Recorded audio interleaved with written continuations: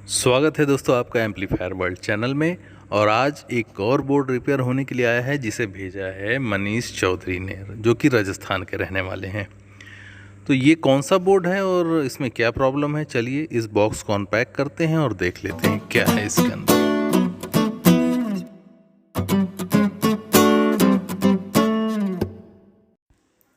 दोस्तों ये board DTDC private courier से भेजा गया है और प्राइवेट कुरियर के चार्जेस ज़्यादा होते हैं। अगर आप भी कोई बोर्ड भेजने के बारे में सोच रहे हैं तो आप इंडिया पोस्ट से भेजिए और पार्सल कैटेगरी में भेजिए। अगर आप पार्सल कैटेगरी करते हैं तो आधा किलो का वेट हो जाने पर भी आपको लगभग 52 रुपये से ज़्यादा नहीं लगेंगे। दोस्तों पैकिंग काफ़ी अच्छी उन्होंने की है और प्रॉपर पैकिंग होने से ट्रांसपोर्टेशन में बोर्ड के और डैमेज होने का कोई चांस नहीं रहता। इस टाइप के बबल रैप्स लगा देने से और भी बोर्ड सेफ हो जाता है। लीजिए दोस्तों, बोर्ड हो गया है अनपैक्ड। बोर्ड खोलने के बाद देखते हैं इसमें क्या क्या है इस बोर्ड में। तो ये कोई होम थिएटर का एम्पलीफायर बोर्ड है और इसमें कैपेसिटर 3300 माइक्रोफैराड 50 वोल्ट के 4 कैपेसिटर लगे हुए हैं एंड स्टीरियो में बना हुआ है। कुछ रेगुलेशन के लिए 2 आईसीज लगी है और ये main output transistor common transistor 5200 and 1943 use किए गए हैं। अब इसके बाद हम इस बोर्ड का बैक साइड देखते हैं। बैक साइड में देखिए मेन आउटपुट ट्रांजिस्टर का जो ट्रैक्स हैं वो उखड़ चुका है, यानी कि इसका पीसीबी उतना हैवी नहीं है जो कि इंडस्ट्रियल क्वालिटी का होता है। ये एक लो ग्रेड का पीसीबी है, इस वजह से कॉपर ट्रैक्स उखड़ने के प्रॉब्लम्स यहाँ पर आ रहे हैं। एक चैनल का कोई प्रॉब्लम नहीं है, केवल एक चैनल में हो सकता है मेन आउटपुट ट्रांजिस्टर बार बार निकालने की वजह से इस टाइप का प्रॉब्लम आया हो। तो ये पीसीबी डैमेज हो जाने पे, कॉपर ट्रैक्स उखड़ जाने पे हम उसको किस तरीके से रिपेयर करेंगे आप इसमें आगे चलकर देखने वाले हैं। तो फिर दोस्तों अभी से कर दीजिए वीडियो को लाइक, और अगर अभी तक आपने चैनल सब्सक्राइब नहीं किया है तो सब्सक्राइब का बटन आपके सामने है, उसे दबाइए और एम्पलीफायर वर्ल्ड चैनल के साथ जुड़ जाइए। बोर्ड को सप्लाई देने के पहले हम एक बार ध्यान से देख लेते हैं कि बोर्ड में और कौन कौन से कंपोनेंट्स मिसिंग है, क्योंकि यहाँ पर कुछ कंपोनेंट्स निकाले गए हैं जो कि रेजिस्टेंस वगैरह हैं। तो ये रेजिस्टेंस का नेटवर्क जहाँ से रिमूव्ड है वहाँ एक्चुअली रेजिस्टेंस फायर होके जल गए हैं, इस वजह से पीसीबी के ऊपर एक ब्लैक स्पॉट आपको दिखाई दे रहा होगा। तो यहाँ पर के रेजिस्टेंस हमें वापस लगाने होंगे और मेन आउटपुट ट्रांजिस्टर जो कि ट्रैक्स ब्रोकन है, हम उस ट्रैक को रिपेयर कर लेते हैं। ब्रोकन ट्रैक्स को रिपेयर करने के लिए सबसे पहले हम मेन आउटपुट ट्रांजिस्टर को बाहर निकाल लेते हैं और उस होल में जहां पर मेन आउटपुट ट्रांजिस्टर के पिंस लगते हैं वहां हम एक रिवीटिंग टाइप का अरेंजमेंट करेंगे। दोस्तों इस टाइप के रिपेयर वर्क्स के लिए स्पेशल रिविट आती है जो कि मार्केट में मिलती है, लेकिन फ़िलहाल अभी है लॉकडाउन और मार्केट लगभग 2 महीनों से बंद है। तो इसलिए हम कोई पुराने स्क्रैप पावर सप्लाई में से इस टाइप के कनेक्टर्स को निकाल लेंगे और उस कनेक्टर्स को निकाल के, वो कनेक्टर हॉलो टाइप के होते हैं इसीलिए उसको रिवीटिंग टाइप में यूज़ करके हम इस पीसीबी के ऊपर लगा देंगे। तो चलिए देखते हैं उसको किस तरीके से लगाया जाता है। हम ये कनेक्टर को बाहर निकाल लेते हैं और कनेक्टर को देखिए ज़्यादा इसकी लेंथ होगी तो इसीलिए इसको जितना रिक्वायर्ड है हम उतना ही रखेंगे, बाकी पोर्शन कट कर देंगे। देखिए दोस्तों, कट करने के बाद इस तरीके से हम इस होल में इस रिविट को फंसा देंगे और दोनों साइड से हैमरिंग कर देंगे, जिससे ये पीसीबी जो कॉपर क्लैड है उसके ऊपर ये लॉक हो जाएगा। बट यहाँ थोड़ा प्रॉब्लम ये है कि होल छोटा है और हमारा जो रिविट है उसका साइज़ बड़ा है, तो हम यहाँ पर ड्रिल करके हम होल का साइज़ बड़ा कर लेते हैं, माउंटिंग होल का। तो ड्रिलिंग के लिए मैं यहाँ पर यूज़ कर रहा हूँ 1.5 mm का ड्रिल बिट। दोस्तों अभी रिविटिंग की लेंथ ज़्यादा है इसीलिए हम इसको एज़ पर रिक्वायरमेंट जितनी ज़रूरत है हम उतना ही रखेंगे, बाकी एक्स्ट्रा पोर्शन हम इसको कट कर देते हैं। दोस्तों इंडस्ट्रियल ग्रेड के पीसीबी में इसके लिए स्पेशल रिविट्स आते हैं, जहां की हैवी कंपोनेंट्स जो कि कॉपर ट्रैक को नुकसान पहुंचा सकते हैं वहां पर इन रिविट्स को लगाया जाता है। तो फिलहाल हमने तो ऐसे काम चलाऊ रिविट्स लगाए हैं, लेकिन ये भी उतना ही अच्छा काम करेंगे कि जितना एक नॉर्मल करता है। तो इस तरीके से ठोक देने से ये रिविट इस पीसीबी पे लॉक हो जाएगा। रिविटिंग लगने के बाद दोस्तों हैवी कंपोनेंट जो हम माउंटिंग करेंगे उसकी स्ट्रेंथ बढ़ जाती है और रिलायबिलिटी भी बढ़ती है। तो दोस्तों रिविटिंग वर्क मैंने कंप्लीट कर लिया है। आप देख सकते हैं, आपकी स्क्रीन पर दिखाई दे रहा होगा, जहाँ जहाँ कॉपर ट्रैक्स टूटा हुआ था वहाँ पर उस होल में मैंने रिविट फिक्स कर दिए हैं। ये टॉप साइड से रिविटिंग का लुक है। दोस्तों इसके बाद अब हम इस बोर्ड को पावर सप्लाई से जोड़ेंगे और देखेंगे कि किस चैनल में क्या क्या प्रॉब्लम है। तो देखिए, पावर देने के लिए मैं यूज़ कर रहा हूँ 909 500 मिली एम्पियर का एक छोटा सा ट्रांसफार्मर। दोस्तों इसका वोल्टेज बढ़ाने के लिए मैंने 0 वोल्ट को छोड़ दिया है और 9 एंड 9 ये यूज़ कर रहा हूँ, यानी कि 18 जीरो का ये ट्रांसफार्मर बन गया है। 18 जीरो लगभग 300 मिली एम्पियर के करीब ये करंट देगा। तो ये पावर सप्लाई का फ़िल्टर मैंने यहीं पे बना रखा है और 2 डायोड से वोल्टेज डबलर मेथड यूज़ करते हुए मैं यहाँ 18 जीरो की सप्लाई इस रेक्टिफायर में जोड़ूंगा और इसी सप्लाई को हम आगे डीसी में कन्वर्ट होने के बाद लगभग 24 से 25 वोल्ट ये डीसी में कन्वर्ट होगा और इस सप्लाई से हम इस बोर्ड को टेस्ट करेंगे। दोस्तों इतने कम करंट की पावर सप्लाई यूज़ करने का रीज़न ये है कि अगर इस बोर्ड में ऑलरेडी फॉल्ट है, हम फॉल्ट की कंडीशन में अगर directly high current power supply इसमें फीड करेंगे तो और ज़्यादा नुकसान हो सकता है। या तो हम सीरीज़ लैम्प का इस्तेमाल करें या फिर इस टाइप की कम एम्पियर की पावर सप्लाई यूज़ कर सकते हैं। काफ़ी कम करंट रेटिंग के ट्रांसफार्मर का यूज़ करने से फ़ायदा ये है कि मैं डायरेक्टली विदाउट पावर ऑफ के ही पावर सप्लाई को बोर्ड के साथ कनेक्ट कर रहा हूँ। इसके बाद हम स्पीकर का भी वायर लगा देते हैं। अच्छा, इसमें इनपुट देना होगा। तो दोस्तों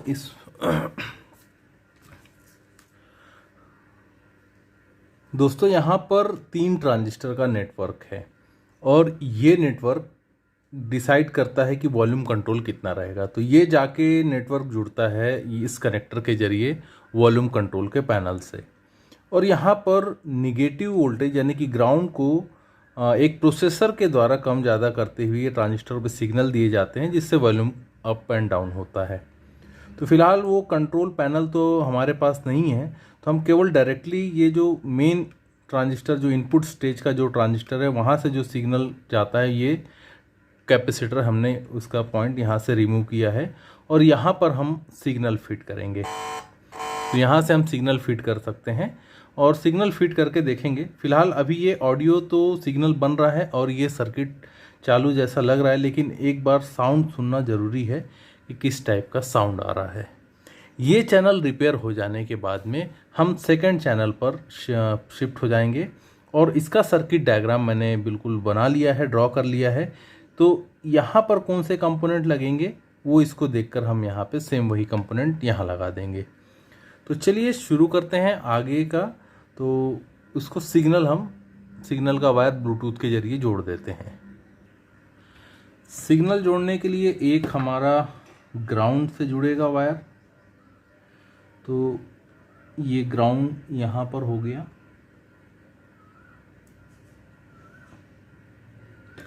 देखिए, इसमें ग्राउंडिंग के बारे में भी थोड़ा देख लेते हैं।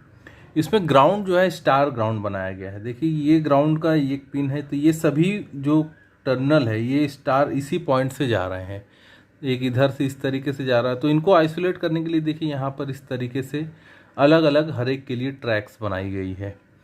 अभी हाल ही में कुछ दिन पहले व्हाट आई थिंक चैनल से एक बहुत ही बेहतरीन वीडियो अपलोड हुआ था यूट्यूब पर, जिसमें स्टार ग्राउंड और नॉर्मल ग्राउंड के बारे में बहुत ही बेहतरीन जानकारी दी गई थी।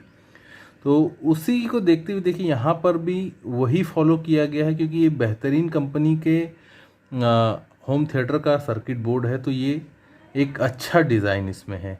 तो इसीलिए हमिंग और अदर नॉइज़ को कम करने के लिए यहाँ पर स्टार ग्राउंड यूज़ किया गया है।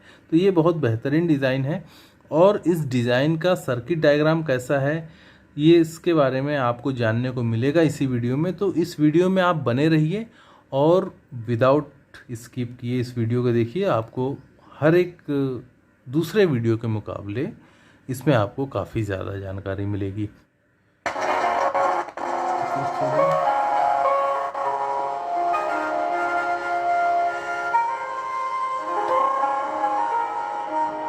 ऑडियो सिग्नल दे दिया गया है, लेकिन साउंड उतना क्लियर नहीं है।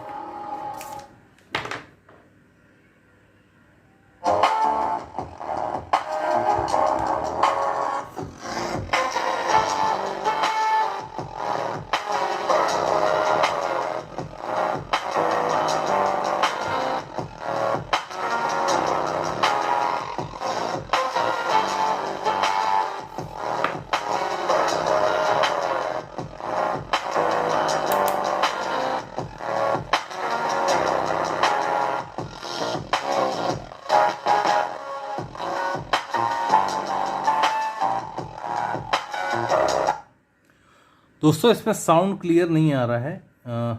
सबसे पहले देखते हैं वोल्टेज। देखिए पॉजिटिव वोल्टेज 23 है एंड निगेटिव वोल्टेज -26 है। तो वोल्टेज का डिफरेंस हो रहा है क्योंकि हमारा ट्रांसफार्मर काफ़ी मतलब 500 मिली एम्पेयर का है, 909500 मिली एम्पेयर का। तो उसमें करंट बहुत कम दे रहा है। इस वजह से जहाँ कहीं भी नॉर्मली शॉर्ट सर्किट हो रहा होगा तो उस साइड का वोल्टेज ड्रॉप हो रहा है। तो देखिए पॉजिटिव साइड मुझे लग रहा है लोड में आ रहा है, इसीलिए इसका वोल्टेज कम हो गया है। एंड निगेटिव साइड में किसी भी प्रकार का कोई लोड नहीं है, इसीलिए फुल वोल्टेज शो कर रहा है। और इसी वजह से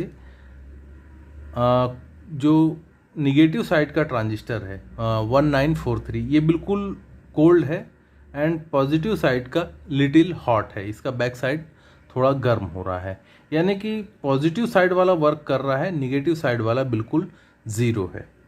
अगर हम म्यूज़िक चलाते हैं उसके बाद दोनों के वोल्टेज मेज़र करते हैं, पॉजिटिव और नेगेटिव, और दोनों ड्रॉप हो रहे हैं या नहीं ये पता चल जाएगा।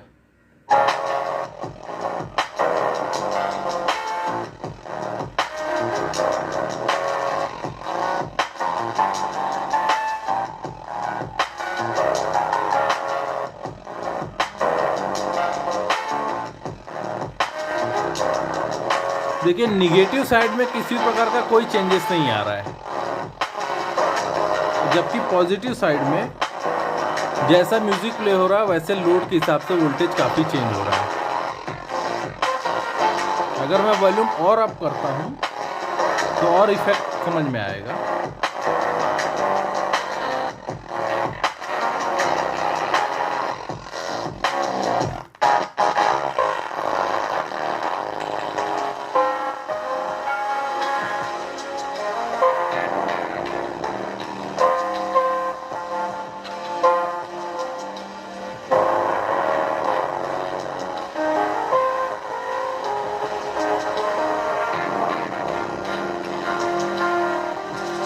दोस्तों अभी पूरा वोल्टेज जो है पॉजिटिव साइड में ड्रॉप हो रहा है। इतना समझ में आ गया कि हमारा केवल पॉजिटिव साइड वाला ट्रांजिस्टर वर्क कर रहा है, निगेटिव साइड वाला काम नहीं कर रहा है। तो अब हम इसके पहले कुछ देख ले, बायसिंग वोल्टेज हम यहाँ पर देख लेते हैं। तो बायस वोल्टेज जो है, ये जो ड्राइवर ट्रांजिस्टर है इनके बेस पर बायस वोल्टेज क्रिएट होता है। तो इसके बेस से जुड़ा हुआ ये पॉइंट है। तो यहाँ 1.2 वोल्ट मिल रहा है बायस वोल्टेज, जो कि थोड़ा अनबैलेंस है, बट ठीक है, चल जाता है इतना। एंड निगेटिव साइड में -0.4 मिल रहा है। तो इसमें एक्चुअली ये ट्रांजिस्टर बेस्ड बायस नेटवर्क है। तो बायस वोल्टेज लगभग ठीक है, इतने में तो साउंड क्लियर आ जाना चाहिए, लेकिन फिर भी साउंड क्लियर नहीं आ रहा है, केवल एक ट्रांजिस्टर काम नहीं कर रहा है। तो दूसरी पॉसिबिलिटी ये होती है कि मेन जो आउटपुट ट्रांजिस्टर है इसका एमीटर रेजिस्टेंस कई बार ओपन हो जाते हैं। तो हम इसको देख लेंगे, ये ओपन तो नहीं है।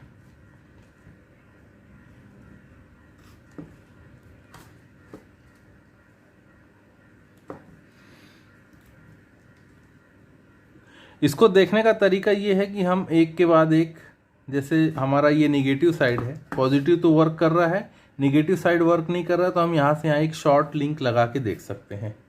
तो म्यूज़िक प्ले करते हैं।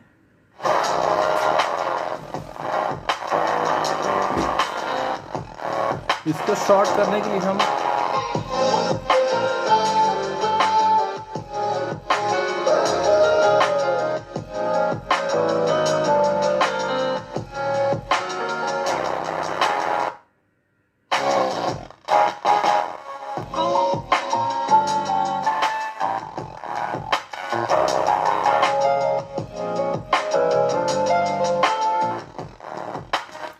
दोस्तों इसमें जो पॉसिबिलिटीज़ थी वो थी एमीटर रेजिस्टेंस ओपन होने की, तो वही हो रहा है।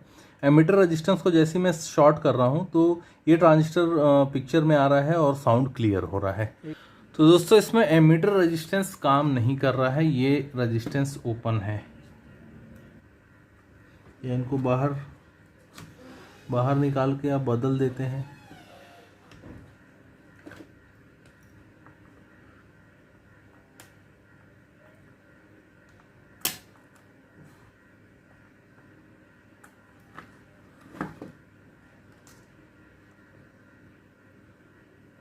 इसमें 0.25 ओहम 5 वाट है और कुछ ऐसा लग भी रहा है, ये लूज जैसा, पिन इसकी काफ़ी लूज है।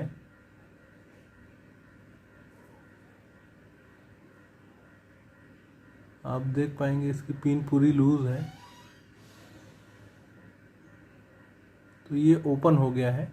हम दूसरा लगा देते हैं, लेकिन मेरे पास 0.33 है, तो ज़रूरी ये है कि दोनों ही रेजिस्टेंस सेम होने चाहिए, तो दूसरा भी हमें बदलना पड़ेगा। दोस्तों अवेलेबिलिटी है 0.335 वाट की, तो ये बेहतर होगा कि दोनों रेजिस्टेंस बदल दी जाए, दोनों सेम वैल्यू के होने चाहिए। तो दूसरा भी निकाल लेते हैं।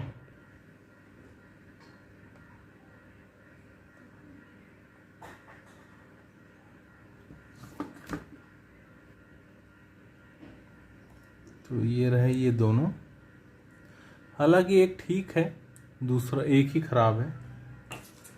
अब लगा देंगे हम इन दोनों को।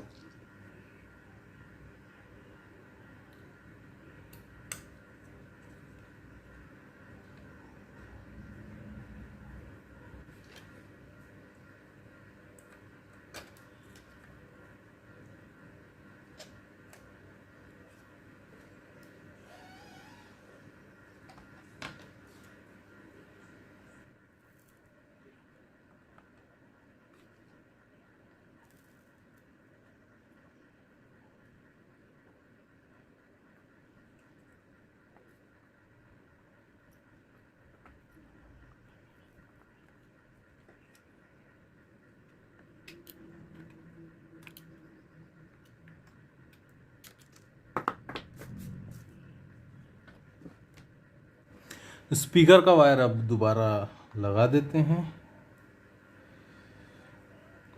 एंड पावर सप्लाई का वायर फिर से लगा देते हैं। तो चलिए एक बार फिर से प्ले करके देखते हैं।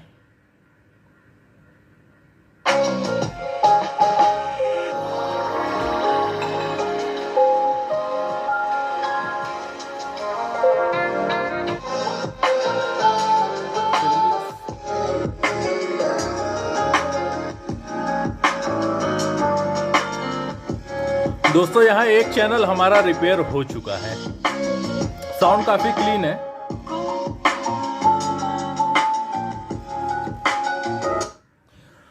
दोस्तों ये चैनल तो हमारा रिपेयर हो गया और ये 909 500 मिली एम्पीयर ट्रांसफार्मर पे चल रहा है। तो इसका क्यूशन करंट कम है, यानी कि इसमें अभी कोई फॉल्ट नहीं है। अदरवाइज अगर कोई इसका फॉल्ट होता तो ये 909 ट्रांसफार्मर पे ये लोड ही नहीं उठा पाता। तो 909 छोटे से ट्रांसफार्मर पर भी क्लियर साउंड है, इसका मतलब ये है कि इसके सारी सेटिंग परफेक्ट हो चुकी है, इसमें अभी और कोई फॉल्ट नहीं है इस सेक्शन में। अब देखते हैं दूसरे सेक्शन में जो प्रॉब्लम था। तो दूसरे सेक्शन का जो रेजिस्टेंस और ये है बाकी वो हम लगा देते हैं और उसके बाद उसको फिर से दोबारा चेक करते हैं। दोस्तों दूसरे चैनल में रेजिस्टेंस कुछ जले हुए हैं, तो इसके पहले हम इस चैनल पर सप्लाई दें, इसलिए हम जले हुए सभी पार्ट्स को बाहर निकालेंगे और जो पार्ट्स मिसिंग हैं उनको दोबारा इसमें लगा देंगे।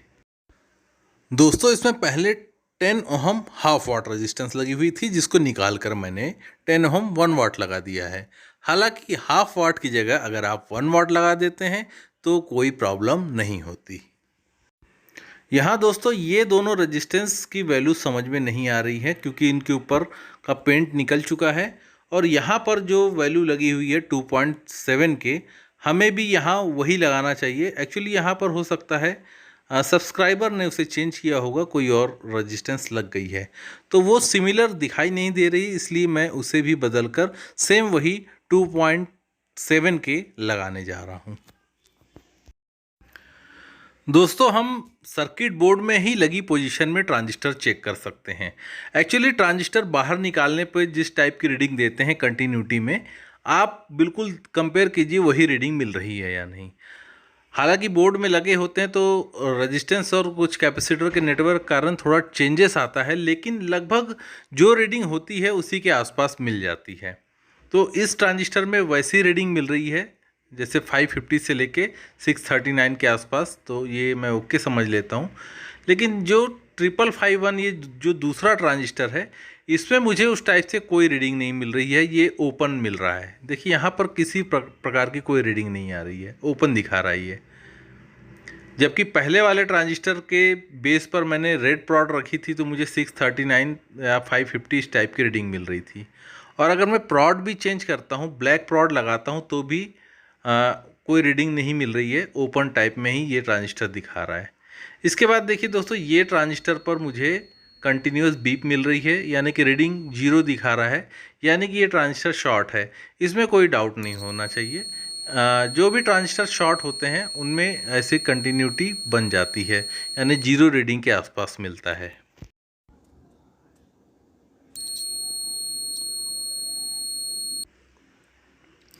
दोस्तों यहाँ पर ये ट्रांजिस्टर ओके है, ये ख़राब है, ओपन है, और ये वाला शॉर्ट है। अब हम इधर साइड 3 ट्रांजिस्टर और हैं छोटे वाले, उनको भी चेक कर लेते हैं। तो इसकी कंडीशन देखते हैं। तो इसमें भी कंटिन्यूअस बीप आ रही है, उसका रेजिस्टेंस 0 है। तो देखिए बेस एंड कलेक्टर के बीच में इसका रेजिस्टेंस 0 है। दोस्तों हमेशा पीसीबी से ट्रांजिस्टर को बाहर निकाल कर चेक करना थोड़ा मुश्किल होता है, इसीलिए हम पीसीबी में ही लगी हुई पोजीशन में इस तरीके से हमें कंटिन्यूटी यानी कि फुल शॉर्ट सर्किट या टोटल ओपन ट्रांजिस्टर समझ में आ जाते हैं। और जो ट्रांजिस्टर में नॉर्मल रेजिस्टेंस दिखाई देता है, जो कि हम पीसीबी से बाहर निकालने के बाद चेक करते हैं, जिस टाइप का रेजिस्टेंस दिखता है 500 to 600 इस टाइप से, तो वो पीसीबी में लगी पोजीशन में भी दिखाई देता है, तो वो ओके हम मान सकते हैं। और देखिए यहाँ पर ये रेजिस्टेंस काफ़ी कम मिल रहा है इस ट्रांजिस्टर पर, तो ये कम रेजिस्टेंस वाला ट्रांजिस्टर भी मुझे डाउटफुल लग रहा है। तो यहाँ पर ऑलमोस्ट सभी ट्रांजिस्टर डाउटफुल लग रहे हैं, छोटे वाले जितने भी हैं, 1 या 2 को छोड़ दें। तो ऐसे में वाइज डिसीजन ये है कि हम सभी ट्रांजिस्टर चेंज कर देते हैं। इवन हम ड्राइवर के ट्रांजिस्टर भी चेंज कर देते हैं, एंड अपने जो छोटे ट्रांजिस्टर है input stage and bias stage, इनको भी हम चेंज कर देते हैं, क्योंकि इनकी लागत ज़्यादा नहीं है, बार बार चेक करने से काफ़ी ज़्यादा टाइम स्पेंड होता है।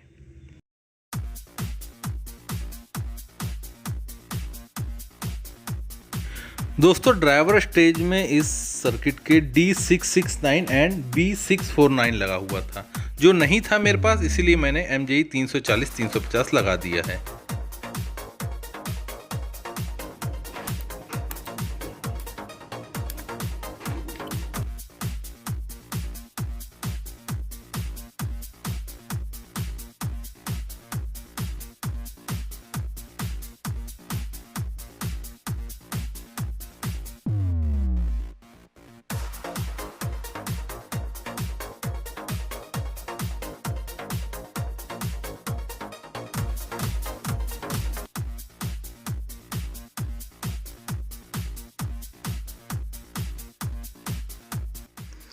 दोस्तों ट्रांजिस्टर बदलने के बाद मैंने बोर्ड को पावर अप किया, और उसके बाद जैसे ही बायस वोल्टेज मेज़र किया तो बहुत निराशा हुई, क्योंकि बायस वोल्टेज -22 वोल्ट था, जो कि इस बात को इंडिकेट कर रहा है कि ये सर्किट अभी ठीक नहीं हुआ है। और जो चालू सर्किट है, जो चालू सेक्शन है, उसमें 1.2 वोल्ट है।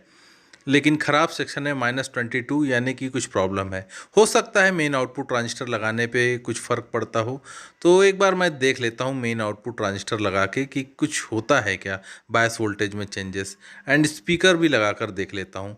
इस समय स्पीकर नहीं जलेगा और मेन आउटपुट ट्रांजिस्टर नहीं जलेगा, क्योंकि मेरा जो सप्लाई वोल्टेज है वो 909500 मिली एम्पियर का ट्रांसफार्मर लगा हुआ है। उसके अंदर इतनी कैपेबिलिटी नहीं है कि वो स्पीकर या ट्रांजिस्टर को इमीडिएट जला सके। तो चलिए, एक बार मैंने फिर से इसे लगा दिया है। अब एक बार देख लेते हैं बायस वोल्टेज में कुछ चेंजेस हुआ है या नहीं। तो दोबारा लगाने पर भी बायस वोल्टेज वहीं का वही है। एक्चुअली मेन आउटपुट ट्रांजिस्टर अगर हम हटा भी देते हैं तो बायस वोल्टेज फिर भी नॉर्मल ही आता है। फिर दोस्तों 2 घंटे की मेहनत के बाद मैंने इसका सर्किट डायग्राम तैयार किया है, और ये सर्किट डायग्राम आगे रियल वॉइस में। दोस्तों फिर मैंने इसका एक रफ सर्किट डायग्राम ड्रॉ किया है। फाइनल तो नहीं है ये, इसलिए आपको थोड़ा समझने में दिक्कत हो सकती है। तो एक्चुअली माइनस 2 ट्रांजिस्टर यहाँ 5401 और ये यहाँ 5551 है। ये दोनों ट्रांजिस्टर कपल्ड होते हैं ये बायस ट्रांजिस्टर के जरिए। उसके बाद फिर यहाँ पर बायस वोल्टेज क्रिएट होता है। तो अभी हमारा इस पॉइंट पर जहाँ बायस वोल्टेज हम मेज़र कर रहे हैं, यहाँ पर -25 वोल्ट आ रहा है। यानी कि ये जो माइनस लाइन है, ये यहाँ से ये ट्रांजिस्टर इसके जरिए कंडक्ट कर रहा है और सारा माइनस वोल्टेज यहाँ पर आ रहा है। लेकिन इस साइड से ये ट्रांजिस्टर कंडक्ट नहीं कर रहा है, तो इस वजह से इधर से कोई वोल्टेज नहीं आ रहा, इसलिए वोल्टेज डिवाइडर नेटवर्क बन नहीं रहा है। तो इसलिए ये ट्रांजिस्टर क्यों नहीं कंडक्ट कर रहा है, इसलिए इसको चेक करना पड़ेगा।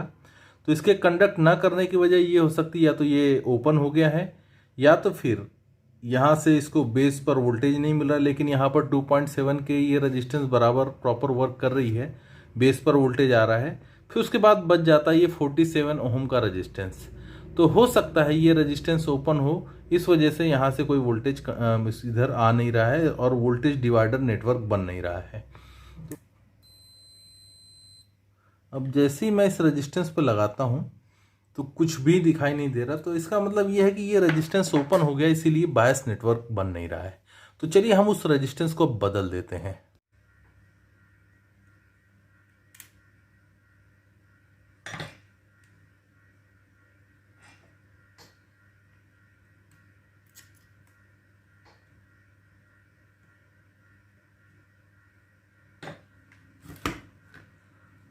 ये रेजिस्टेंस है जिसमें, जबकि ये देखने पर ये रेजिस्टेंस कहीं से ऐसा कुछ जला हुआ दिखाई नहीं दे रहा है, लेकिन इसमें कंटिन्यूटी नहीं मिल रहा है। तो चलिए 47 ओम का दूसरा रेजिस्टेंस ये मैंने ले रखा है, इसको लगा देते हैं।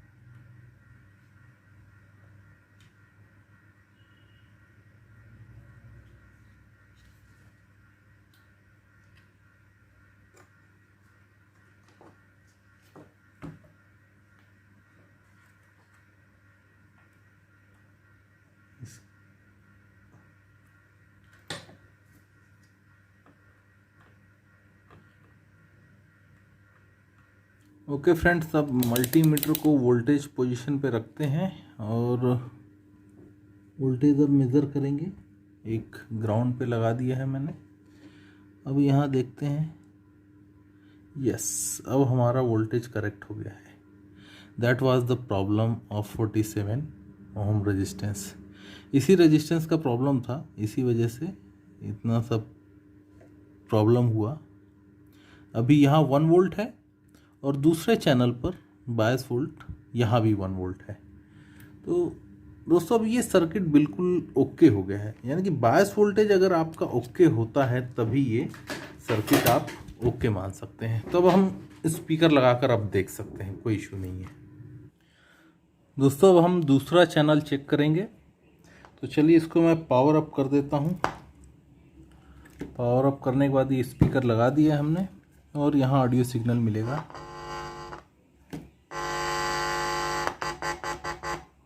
ऑडियो सिग्नल मिल रहा है। अब हम यहाँ पर ब्लूटूथ सिग्नल वायर लगा देते हैं।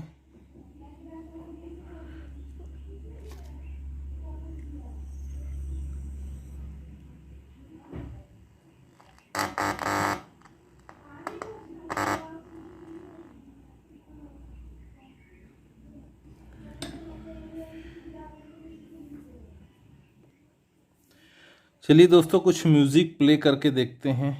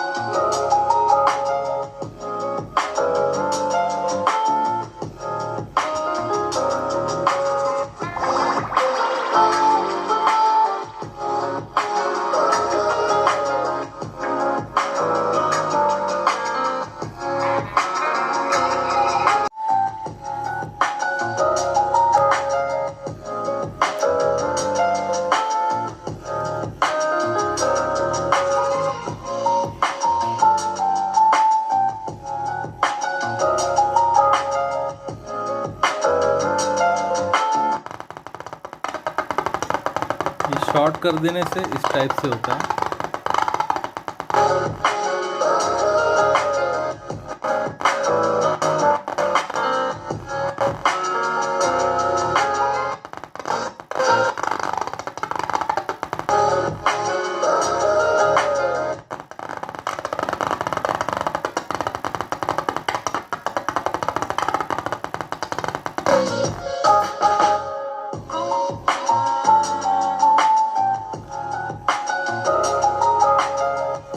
चलिए दोस्तों दूसरा चैनल भी देख लेते हैं।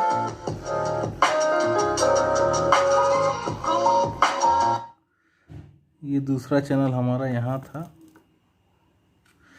एक्चुअली सिग्नल के भी वायर शिफ्ट करने पड़ेंगे। सिग्नल के वायर यहाँ,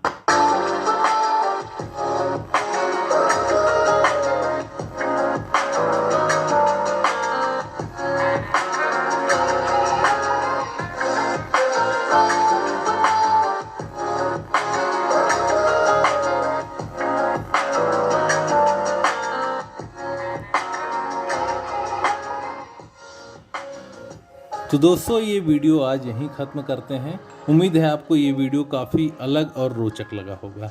तो मिलते हैं नेक्स्ट वीडियो में and thank you for watching and have a nice day.